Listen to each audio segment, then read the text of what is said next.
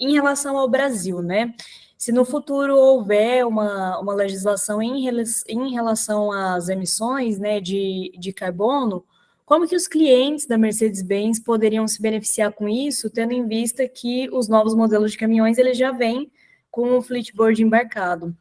A gente ainda não sabe, a gente está acompanhando de perto também essa legislação, como que ela está tramitando e como que ela vai vir, né, qual o formato. A gente já tem aí uma base de como ela está caminhando, então foi em cima disso que a gente construiu também o Fleet Green, que é a nossa solução aqui combinada com o Flitboard. Como que ela funciona, né? Então, hoje a gente tem lá dentro dos caminhões da Mercedes um módulo que vem embarcado e um serviço que já vem também disponível junto com esse módulo, que chama Flitboard. Ele é um serviço de telemetria, então é aquele serviço básico de parametrização, que você pode fazer combinação de parâmetros e gerar ali diversos KPIs para a frota ou para o caminhão. E aí depende do perfil de quem está ali avaliando. Com isso, a gente também dentro da Mercedes é muito focada na questão ambiental e no ESG. Então a gente pensou como combinar os dois mundos pensando já numa legislação no futuro.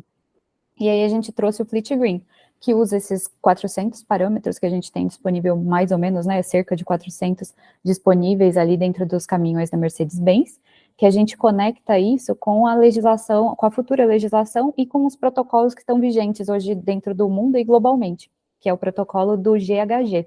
Então, a gente converteu todos os parâmetros dentro desse módulo, né, do Flitboard, para trazer aí a pegada de carbono do caminhão.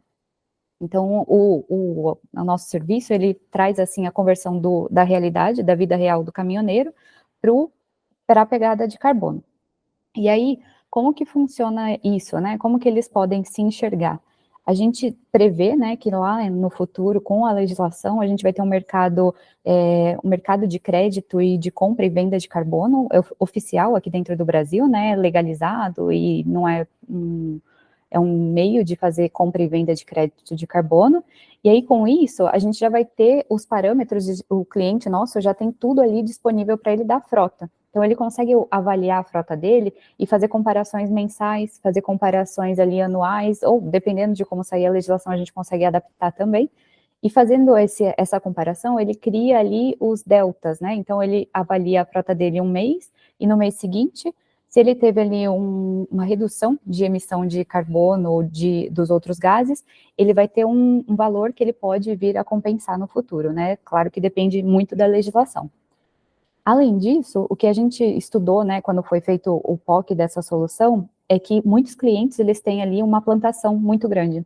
Então, ele já tem um potencial muito grande de emissão de gases positivos aí para o nosso efeito, né?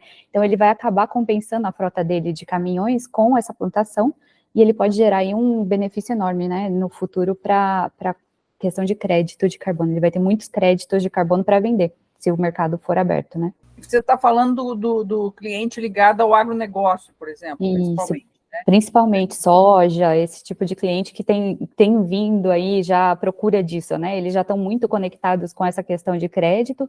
Em geral, eles já estão vendo o mercado funcionando no exterior, e aí eles já começam a fazer a correlação com a plantação e com todo o ecossistema dele, né? Os caminhões, os veículos que estão ali dando suporte para a plantação. Como é que é essa situação hoje na Alemanha, Susan? E como é que nós estamos caminhando aqui no Brasil? A legislação da Alemanha, que é a sede da Mercedes-Benz, e na Europa, seria uma base para o que vai acontecer no Brasil, assim como a nossa cultura europeia para os caminhões, a gente vai trazer também essa cultura do ESG e do Fleet Green, do crédito de carbono para o Brasil, na tua opinião? Na Alemanha, a gente não tem nada parecido com o Fleet Green, a gente pesquisou lá até para fazer um benchmark para comparar, então essa é uma solução aqui local, por conta também das características do nosso país, né? Ele é muito grande, a gente tem muita plantação, o agro é muito forte aqui, então isso é muito mais presente no nosso dia a dia. O que a gente viu com eles foi realmente a utilização desses dados e a conversão disso para a nossa realidade, então a gente estava muito próximo ali com eles. A legislação brasileira, ela está sendo feita baseada, claro, no exterior, e aí não é só a Alemanha, tem outros países que estão bem avançados nessa questão de compra e venda de crédito de carbono, mas a Europa principalmente, E aí eles estão adaptando para a nossa realidade também, para converter tudo, assim, no que a gente tem aqui dentro do país. Na Europa eles já estão mais evoluídos com a questão de eletrificação, eles já têm a questão dos veículos lá, eles já estão migrando para um portfólio diferente aqui do Brasil. E os combustíveis lá também são diferentes. Então a gente acaba tendo que sempre adaptar, tropicalizar, que a gente chama, né, para o Brasil aqui, as nossas soluções. Mas a gente fez isso no Fleet Green e funcionou muito bem nos pilotos que a gente rodou. Já existe uma previsão de quando essa legislação deve entrar em vigor ou ainda estamos iniciando? Como é que está esse processo, Suzy, até onde você pode acompanhar? Não tem previsão, a gente está acompanhando, então a gente tem a lei ali certinho, né? A gente vai acompanhando conforme ela vai evoluindo.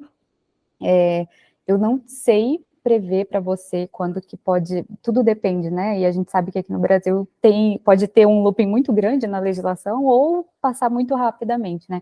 Como é questão ambiental, eu imagino que demora um pouquinho até para refinar muito, né? Essa questão de como calibrar como que a gente vai medir, como que vai comprar e vender. Eu imagino isso, mas aí é uma visão particular minha, tá? A legislação, assim, ela só vai oficializar a compra e a venda, então a gente vai ter um benefício com isso. O que eu vejo de muito positivo até, e vai de encontro aqui com o Fleet Green, é assim, a gente não pode esperar uma legislação para fazer alguma coisa. Então, se eu mudar minha frota, por exemplo, de um Euro 3 ou um Euro X lá muito antigo, né, uns caminhões muito antigos, para um Euro 6 agora, eu já estou contribuindo para todo esse processo de evolução aí, de redução de impacto, né? Então, eu acho que a gente tem métodos de fazer isso, e não precisa esperar uma legislação. Claro que no futuro vai ser muito melhor, porque aí a gente consegue mapear isso e realmente fazer aí um mercado, então isso para o cliente é muito positivo, porque ele vai conseguir um valor adicional ali dentro do que ele já faz, né, no dia a dia. Então, eu não esperaria, eu acho que a gente tem portfólio de Renove, a gente tem várias iniciativas aqui dentro da Mercedes para também fomentar essa questão do ambiental, né, da gente estar ali presente na questão ambiental, e de reduzir os impactos. Então, isso não pode esperar uma legislação, a gente tem que fazer por conta da consciência mesmo e da responsabilidade que a gente tem para o meio ambiente.